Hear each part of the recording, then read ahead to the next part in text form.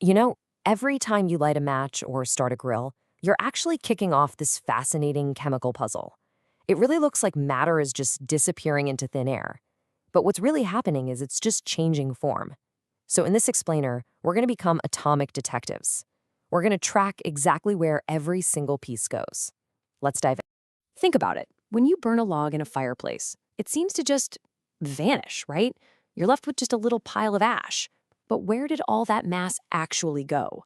To answer that, we're not just going to talk in abstracts. No, we are going to solve a specific engineering problem that lays it all out, nice and clear.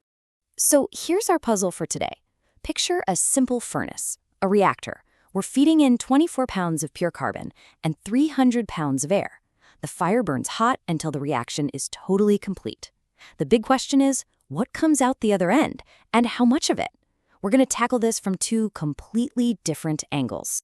Okay, our first approach is to think like a chemist, and that really means we're treating this whole thing like a very, very precise recipe. We've got our ingredients, carbon and air, and we've got the instructions, which is the chemical reaction itself.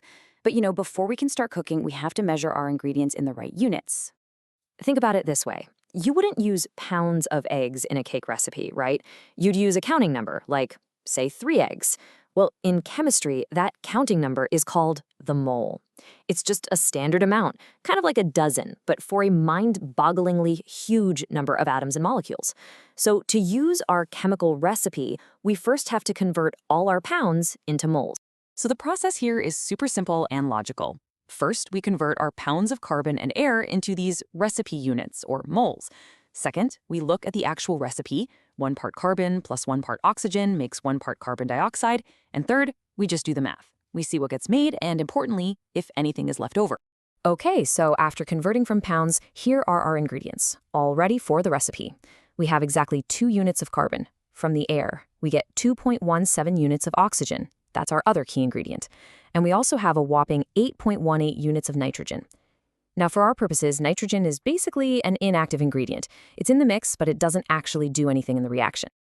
All right, now for a totally different way of looking at this. Let's just forget the chemical recipe entirely for a second and think like an accountant. Instead of tracking the reaction itself, we're just going to track every single atom. We're going to create a balance sheet, a ledger for our atoms. Now, the difference in philosophy here is really the key. The recipe method, it focuses on the process, the chemical formula, but the ledger method, it completely ignores that and focuses on a much more fundamental rule of the universe. You can't create or destroy atoms in a fire. So the number of atoms of each element going in it must equal the number coming out. This slide visualizes that accountant's mindset perfectly. See, instead of molecules, we're now counting individual atoms. We have 2 units of carbon atoms. We have 4.34 units of oxygen atoms. Why? Because each of our 2.17 units of O2 molecules has 2 oxygen atoms. Same logic gives us 16.36 units of nitrogen atoms. The fundamental law here is that those outboxes on the right, they have to end up with the exact same totals. The books have to balance. Okay, so we've set up the puzzle using 2 totally different methods. We have our recipe ingredients all measured out, and we have our atomic ledger ready to be balanced. Now it is time to see what actually comes out of that reactor. Let's solve for the outputs. So, what's our main product? Well, the recipe called for 1 part carbon and 1 part oxygen. Since we started with 2 units of carbon, they combine perfectly with 2 units of oxygen, and that produces exactly 2 units of carbon dioxide. All the carbon gets used up, it's gone. But wait, remember, we put in 2.17 units of oxygen, and the recipe only called for 2. What does that mean? It means we have a leftover ingredient.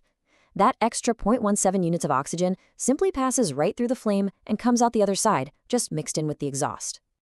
And finally, our inactive ingredient, the nitrogen. Since it doesn't take part in the reaction at all, it basically acts like a spectator in the crowd. The full 8.18 units that went in just pass straight through the furnace and come out completely unchanged. And here is the most important part, the real takeaway. Whether you think like a chemist following a strict recipe, or you think like an accountant balancing a ledger, you arrive at the exact same answer. These 2 different ways of thinking confirm the same physical reality, which gives us a ton of confidence that our solution is correct. So great, we've solved our puzzle, but this isn't just some theoretical exercise, right? Why does this balancing act of atoms actually matter in the real world? This principle is, and I mean this, the absolute foundation of modern engineering. It's how engineers design a car engine with the perfect fuel-to-air ratio to get the best mileage. It's how chemists figure out the precise ingredients to create a new life-saving medicine. Heck, it's even used to manage the very air astronauts breathe on the space station. This kind of atomic accounting is happening all around us, all the time. It all boils down to this one simple but really profound rule. In a closed system, like our furnace, matter can't just appear or disappear. Every single atom that goes in must be accounted for on the way out. It's one of the most fundamental laws of the universe. So we've perfectly balanced our atomic ledger. We've figured out where all this stuff goes.